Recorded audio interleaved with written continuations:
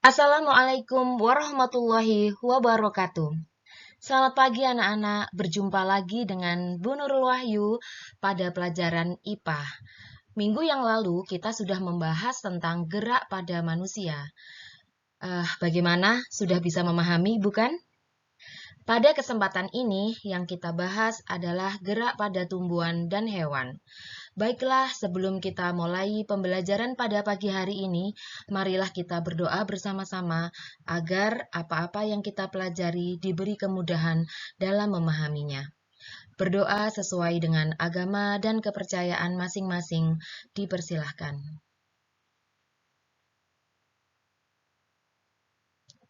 Amin ya robbal alamin. Berdoa selesai. Baik anak-anak, kita akan mulai membahas gerak pada tumbuhan terlebih dahulu. Masih ingat pembahasan perbedaan sel hewan dan sel tumbuhan pada kelas 7? Iya, benar.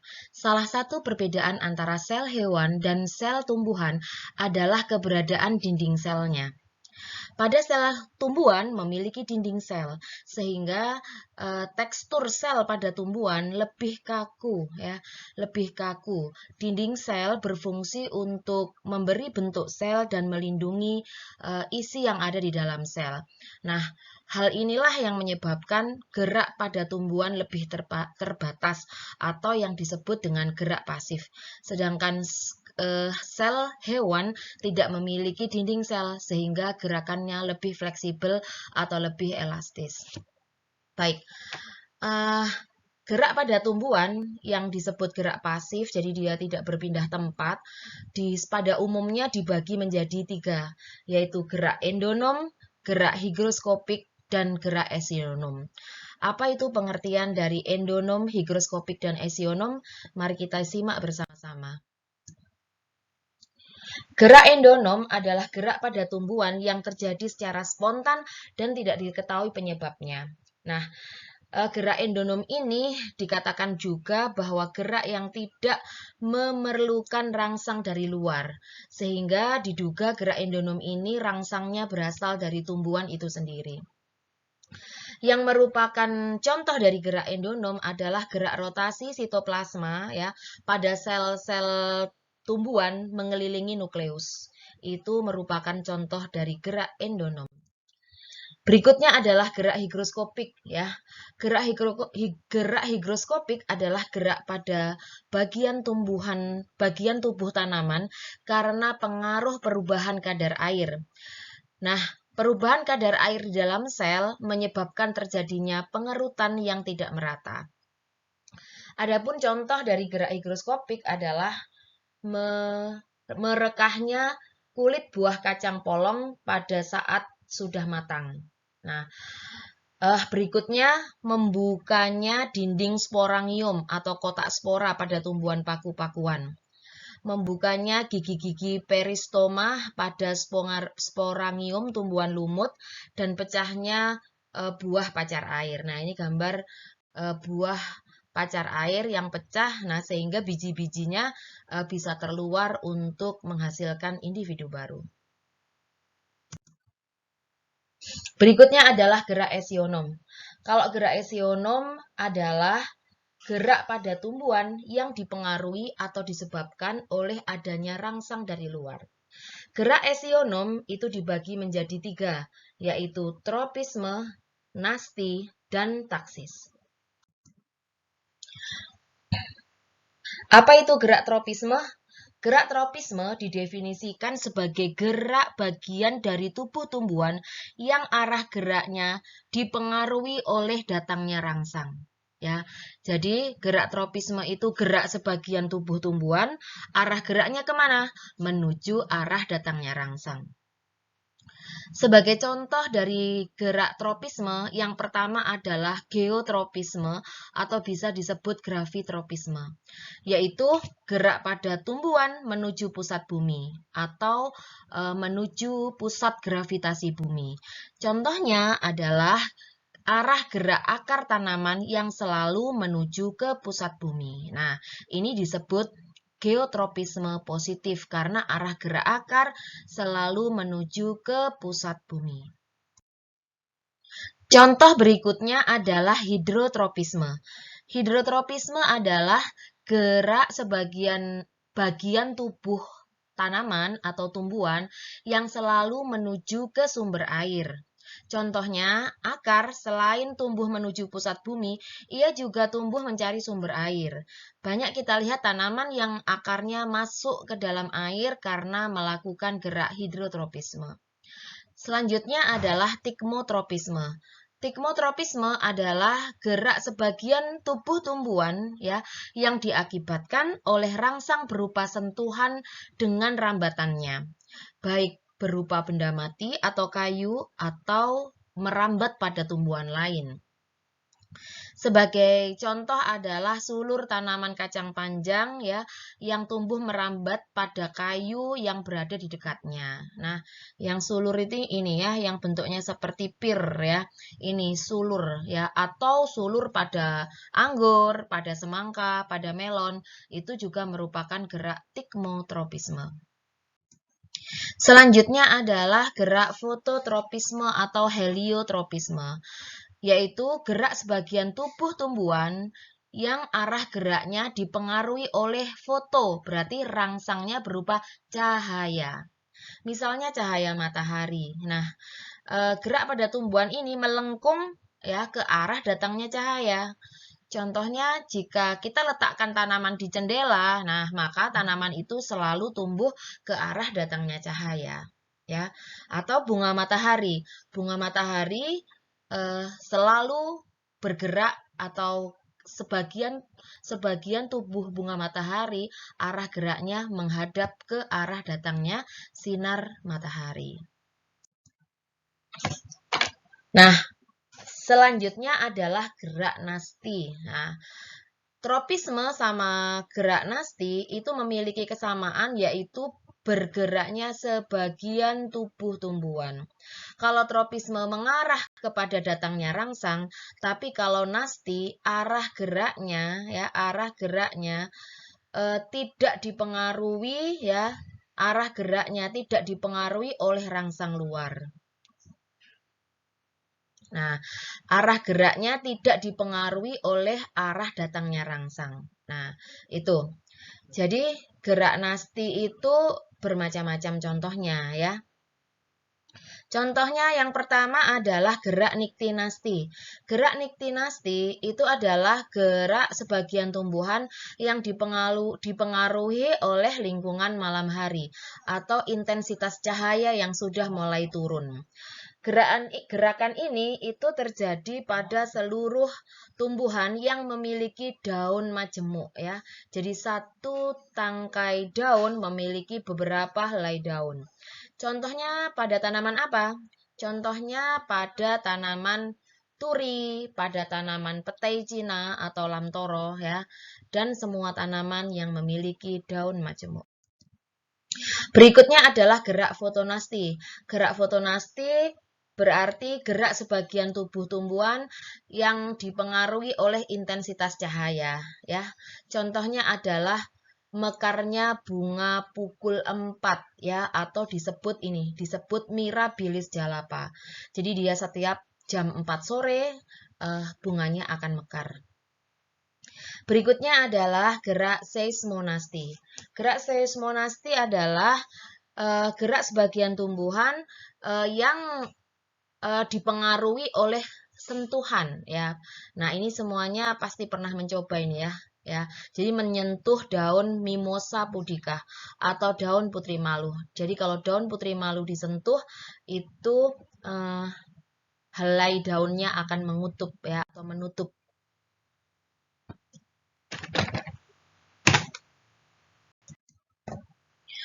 Contoh gerak nasti selanjutnya adalah gerak termonasti. Kalau gerak termonasti, termo berarti rangsangnya berupa suhu lingkungan. Contohnya pada bunga tulip ya, bunga tulip yang banyak di negeri Belanda ya. Dia atau bunga tulip ini akan mekar pada saat musim semi, di mana di situ suhunya sudah mulai panas. Saat musim dingin ya, saat musim salju, bunga tulip ini tidak akan mekar gitu. Selanjutnya adalah gerak nasti kompleks. Nasti kompleks. Nah, jadi gerak pada bagian tubuh tumbuhan yang dipengaruhi lebih dari satu rangsang gitu. Makanya dikatakan kompleks. Misalnya membuka dan menutupnya stomata, ya. Membuka dan menutupnya stomata pada daun karena dipengaruhi oleh banyak faktor. Satu, kadar air. Yang kedua, cahaya, suhu, dan zat kimia, seperti gula dan protein. Nah, karena dipengaruhi oleh beberapa faktor, maka disebut dengan gerak nasti kompleks. Nah, gerak esionom yang terakhir itu adalah taksis. Gerak taksis itu hanya terjadi pada tumbuhan uniseluler atau yang bersel satu, ya. Tidak terjadi pada tumbuhan multiseluler atau bersel banyak. Gerak taksis itu sama dengan gerak tropisme, yaitu arah geraknya menuju arah datangnya rangsang. Akan tetapi kalau gerak tropisme yang bergerak itu hanya sebagian tubuh tumbuhan. Tapi kalau gerak taksis itu gerak seluruh bagian sel tumbuhan, ya. Jadi kalau misalkan taksis itu geraknya seluler, ya, secara seluler. Tapi kalau tropisme hanya bergerak sebagian tubuh tumbuhan, ya, itu bedanya. Contohnya adalah kemotaksis. Kemo berarti rangsangnya adalah berupa zat kimia. Ya, contohnya gerakan sel spermatozoid, ya. Nah, ini kan sel kan ya, spermatozoid itu sel. Makanya gerakannya seluruh bagian sel tumbuhan. Gerak spermatozoid menuju sel telur pada archegonium tumbuhan lumut dan tumbuhan paku, ya. Jadi gerak spermatozoid yang akan membuai sel telur ini pada archegonium baik tumbuhan lumut maupun paku merupakan contoh dari gerak kemotaksis. Sedangkan gerak fototaksis, foto berarti rangsangnya berupa cahaya. Nah, contohnya gerakan kloroplas, ya, ke arah dinding sel daun yang paling banyak terkena cahaya matahari, ya. Atau gerakan euglena, ya, euglena viridis, ya, menuju ke permukaan air untuk mendapatkan cahaya supaya bisa melakukan proses fotosintesis. Nah, itu adalah gerak taksis. Nah, bagaimana anak-anak sudah mengetahui perbedaannya tropisme, nasti, dan taksis? Nah, insya Allah sudah bisa memahami ya. Kalau bisa memahami, kalau masih bingung dan belum bisa memahami, silahkan putar kembali video yang telah Bu Nurul buat. Nah, selanjutnya kita mempelajari gerak pada hewan. Nah, bagaimana gerak pada hewan air, ya. Contoh hewan air adalah ikan, ya. Contoh hewan air adalah ikan. Bentuk tubuh ikan itu bentuknya streamline, ya. Bentuknya meruncing bagian atasnya. Untuk apa? Berfungsi untuk mengurangi hambatan ketika bergerak di dalam air. Ekor dan sirip, ya, ekor dan sirip ekor yang lebar berfungsi untuk mendorong gerakan ikan di dalam air. Nah, itu ya, diingat-ingat bahwa bentuk tubuh ikan itu streamline, selalu meruncing di bagian atas karena untuk mengurangi hambatan ketika bergerak di dalam air. Nah, selanjutnya silahkan kita amati gerak hewan, ya, di darat, ya, gerak pada hewan darat. Di sini saya punya gajah, kerbau, kijang, dan citah. Nah, ternyata kalau gerakannya gajah itu 25 km per jam. Sedangkan kalau kerbau 50 km per jam. Kalau gerakannya kijang ya 97 km per jam. Sedangkan citah, wah ini rekor sekali ya, 112 km per jam. Nah, ternyata kita ketahui bahwa ya semakin besar massa suatu hewan, maka pergerakannya semakin lambat. Dan pergerakan pada hewan darat juga dipengaruhi oleh struktur tulang, ya, dan kekuatan otot. Nah, struktur tulang yang kecil menyebabkan dia juga semakin ringan bergerak dan otot-otot yang kuat juga akan menunjang atau membantu pergerakan pada hewan tersebut. Nah, pertanyaan-pertanyaan Bu Nurul ini silahkan dijawab ya, dan buatlah kesimpulan atas pengamatan yang sudah kalian lakukan. Berikutnya gerak hewan yang di udara. Nah, ini burung ya. Contohnya adalah burung. Sayap burung tersusun atas rangka yang kuat dan ringan, serta otot yang kuat. Sayap burung memiliki bentuk melengkung sehingga udara yang mengalir pada bagian sayap atas itu lebih cepat daripada bagian sayap yang bawahnya. Nah, hal ini akan menghasilkan gaya angkat dan gaya dorong yang efektif untuk pergerakan burung. Struktur sayap yang sedemikian disebut airfoil ya.